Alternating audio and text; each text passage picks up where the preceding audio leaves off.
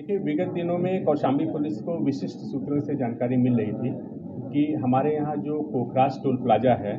यहाँ आने जाने वाले वाहनों में कूट रचित फास्टैग का उपयोग करके वाहनों को भारी मात्रा में पास कराया जा रहा है।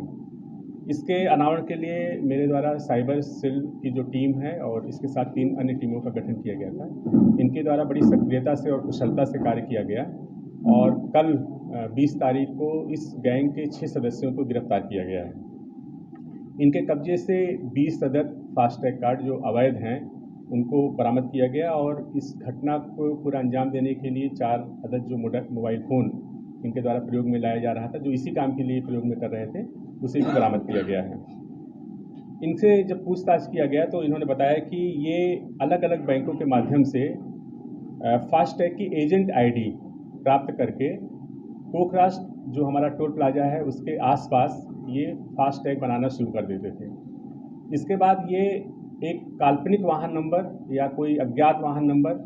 इसको भर करके अपने ही लोगों के, अपने गिरोह के सदस्यों के मोबाइल फ़ोन पर OTP मंगा करके फर्जी फास्टैग आईडी क्रिएट कर लेते थे। टोल का जो जहाँ से गाड़ियाँ क्रॉस होती हैं उसके दोनों तरफ आउटर पे इनके गिरोह के सदस्य खड़े हो जाते थे और जो बड़े वाहन हैं, खासकर जो ट्रक हैं जिसका 1250 रुपये टोल कटता है, उनको ये वो फर्जी फास्टैग सिर्फ 500 रुपये में देते थे और जब वो वाहन पार कर जाता था तो दूसरी तरफ खड़ा हुआ इनके गिरोह का सदस्य उस फास्टैग को ले लेता था। चूँकि कोखराज टोल प्लाजा पर इस तरह का नियम है कि जब तक ये यहाँ से एंट्री की हुई गाड़ियाँ एग्जिट नहीं करती थी तब तक उसका ट्रांजैक्शन सक्सेस नहीं होता था। इसी लूपहोल का इन्होंने फ़ायदा उठाया और पार करने के बाद वाहन को दूसरा फास्टैग आईडी दे करके उससे एग्जिट कराया जाता था, जिससे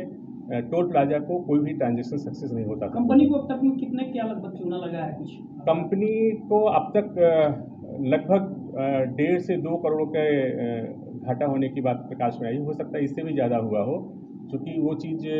अभी कितनी गाड़ियाँ कम से कम एक फास्टैग पर ये 70 से 80 गाड़ियों को एक दिन में पार करा देते और उससे इन्हें कम से कम एक फास्टैग पर 35 से 40 हज़ार रुपये की बचत होती है। सर,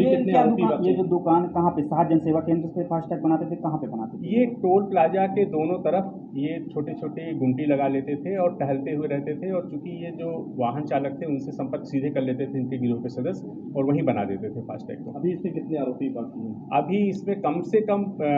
5 आरोपी बचे हुए हैं और जो अलग अलग जगहों पर गए हुए हैं, अभी हम लोग उनकी गिरफ्तारी करेंगे और उनसे और भी चीज़ों की जानकारी होगी।